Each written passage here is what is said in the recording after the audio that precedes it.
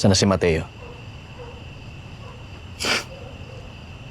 Alam mo, pag nalaman ng mga kasama ko na pinusasan niyo ako, hindi lang si Mateo makukulong sa inyo. Wala si Mateo. Pabalik pa lang. Tsaka huwag niyo na akong takutin. Ayan nga pinakawalan ko na kayo. Ayan sir minom na kayo, baka nauuhaw kayo. Tsaka kumain na rin kayo kasi baka nalilipasan kayo ng gutom. Huwag kayong mag-alala. Wala yan lason. Wala rin yan pampatulog. Sige na, kumain na kayo kasi masama yung pinaghihintay yung pagkain tsaka sinasayang.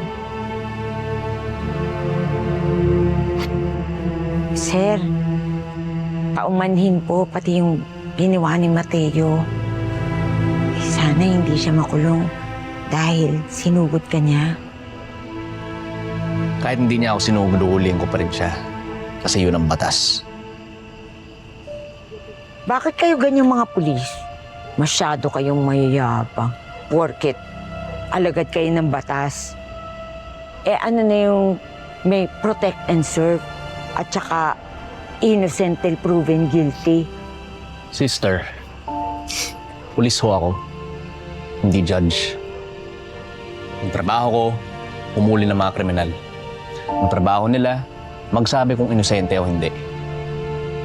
Kung inosente naman talaga itong si Mateo, ba't siya nagtago? O, di ba? Hindi mo rin masagot. Di bale. Pagbalik na Mateo dito, huhulihin ko siya.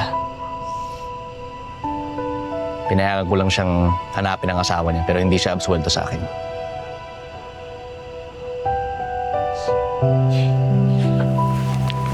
Wala yung bag nyo. Tsaka yung wallet nyo.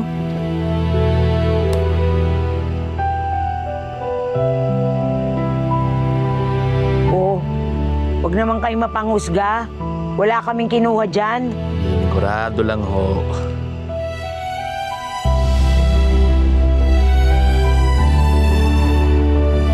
Tavera?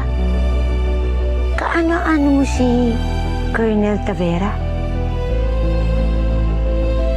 Tatay ko. Bakit?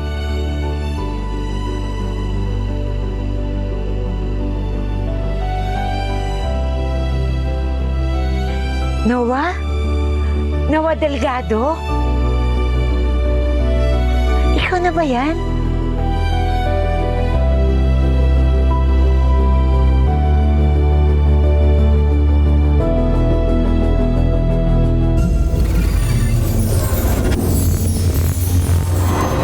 What's up guys, this is Ivan Lim from Starworks and kung ready ka pa for more, watch mo na ang next video. Now, subscribe ka na rin sa TV5 YouTube channel.